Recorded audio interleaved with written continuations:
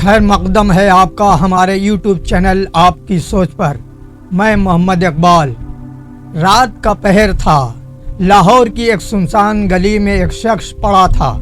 चेहरा धूल में अटा हुआ, जिस्म कमजोरी से लरज रहा था और पास ही एक पुराना बैग जिसमें कागज के चंद टुकड़े थे। उन टुकड़ों पर अल्फाज नहीं थे, आंसू लिखे थे। यह शख्स वही था जिसके इशार ने कभी लाखों दिलों को मोहब्बत सिखाई थी। वह शायर जो एक वक्त में अदबी महफिलों का मरकज था, आज टूटे हुए ख्वाबों के साथ ज़मीन पर सो रहा था। ये कहानी है सागर सिद्दीकी की, एक ऐसा शायर जिसने लफ्ज़ों में इश्क को कैद किया लेकिन खुद कैद हो गया गुर्बत, धोखे और तन्हाई में। सागर सिद्दीकी का असल नाम मोहम्मद अख्तर था। वह 1900 में बरतानवी हिंद के ज़िला अम्बाला में पैदा हुए। घराना मतवस्त तबके का था और वालिद एक छोटे कारोबार से वाबिस्ता थे। बचपन ही से मोहम्मद अख्तर का शायरी में खास लगाव था। कुछ लोग कहते हैं कि उन्होंने पहली गज़ल सिर्फ 9 साल की उम्र में लिखी। ये बच्चा कागज़ पर लफ्ज़ लिखता और मोहल्ले वाले हैरान रह जाते।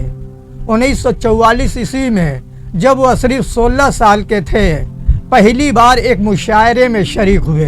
वहाँ मौजूद सीनियर शोरा ने इस कम उम्र लड़के की गज़ल सुनकर दाद दी।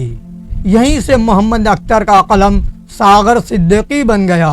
नाम के पीछे फ़लसफ़ा ये था कि सागर यानी जाम, जो मोहब्बत और गम दोनों को संभालता है। 1947 ईस्वी में तक़सीम हिंद के वक्त वह भी लाखों मुहाजिरीन के साथ पाकिस्तान आ गए। लाहौर उनका नया शहर बना और यही उनकी शोहरत का मैदान भी।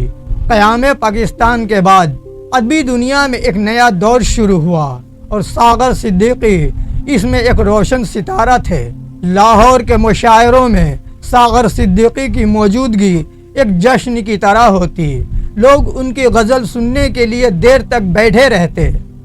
उनका एक मशहूर शेर सुने, जिस अहद में लुट जाए फ़कीरों की कमाई, जिस अहद में लुट जाए फ़कीरों की कमाई, उस अहद के सुल्तान से कुछ भूल हुई है।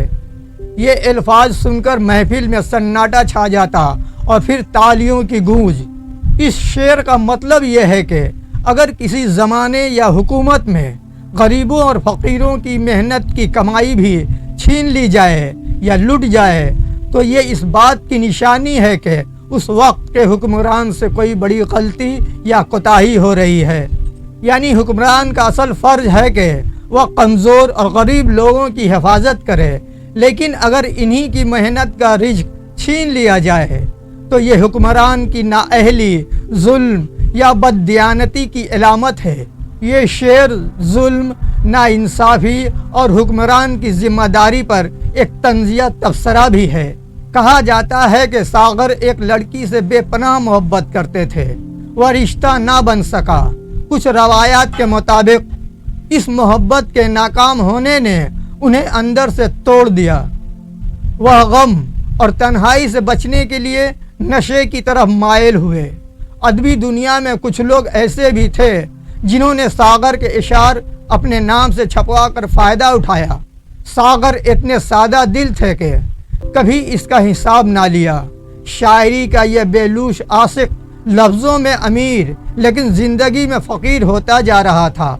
60 की दहाई तक सागर सिद्दीकी की ज़िंदगी मुकम्मल तौर पर बिखर चुकी थी। वह लाहौर की फुटपाथ पर बैठकर अपने इशार के पर्चे बेचते। उनकी हालत देखकर कोई यकीन ना करता कि ये वही शख्स है जो कभी मुशायरों का हीरो था। उनके एक शेर में इस दर्द की झलक देखिए, अगर कभी नींद आ जाए तो सो भी लिया कर सागर, अगर कभी नींद आ जाए तो सो भी लिया कर सागर, रातों को जागने से बिछड़े लौटा नहीं करते। 1974 ईस्वी के मौसम गर्मा में सागर सिद्दीकी लाहौर के फुटपाथ पर बैठे थे। उनके पास ना कोई दोस्त था न सर पर छत। उसी साल 19 जुलाई को वह इंतकाल कर गए। कहा जाता है कि कई दिन उनकी लाश लावारिस रही। بعد میں چند دوستوں نے مل کر انہیں دفن کیا۔ ساغر صدیقی کی زندگی اگرچہ المیہ تھی لیکن ان کے اشعار آج بھی زندہ ہیں۔ ان کے کلام میں محبت کی لطافت اور غم کی گہرائی ایک ساتھ ملتی ہے۔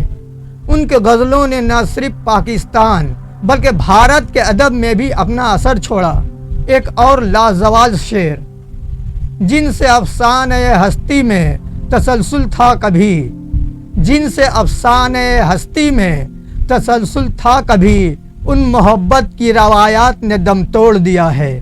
اس شعر کا مطلب یہ ہے کہ ایک زمانہ تھا جب زندگی اور دنیا کے چلنے کا سہارا محبت، خلوص اور سچی چاہت کی روایات تھی۔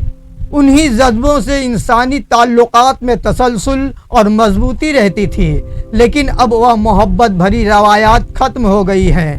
لوگ خود غرض، بے حس اور سرد مزاج ہو گئے ہیں۔ یوں لگتا ہے کہ جیسے محبت کا چراغ بجھ چکا ہے اور وہ رشتے جو کبھی دلوں کو جوڑتے تھے اب ٹوٹ چکے ہیں۔ یہ شعر ماضی کی خلوص بھری قدروں کے زوال اور محبت کے خاتمے پر افسوس کا اظہار کرتا ہے۔ ساغر صدیقی کی کہانی صرف ایک شاعر کی بربادی نہیں، یہ معاشرے کے رویے کی داستان بھی ہے۔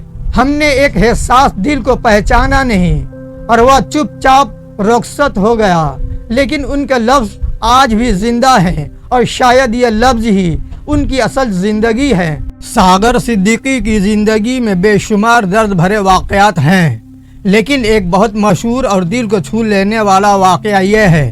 لاہور کی ایک ادبی محفل میں بڑے بڑے شعراء موجود تھے۔ ساغر صدیقی کو بھی مدعو کیا گیا تھا۔ جب ان کا نام پکارا گیا تو وہ اسٹیج پر آئے، سامعین تالیاں بجانے لگے۔ ساغر نے جیب میں ہاتھ ڈالا تاکہ اپنی غزل کا پرچہ نکالیں، لیکن جیب خالی تھی، پرچہ کہیں گر گیا تھا۔ محفل میں لمحہ بھر کے لیے خاموشی چھا گئی۔ لوگ سمجھنے لگے شاید ساغر اب کچھ نہیں پڑھ سکیں گے، مگر انہوں نے مسکرا کر کہا، شاعری تو کاغذ پر نہیں دل پر لکھی جاتی ہے۔ پھر انہوں نے فی البدیہہ اشعار پڑھنے شروع کر دیے۔ آواز اتنا درد اور پر اثر تھا کہ محفل کھڑکیوں تک بھری ہوئی تھی۔ لوگ رونے لگے۔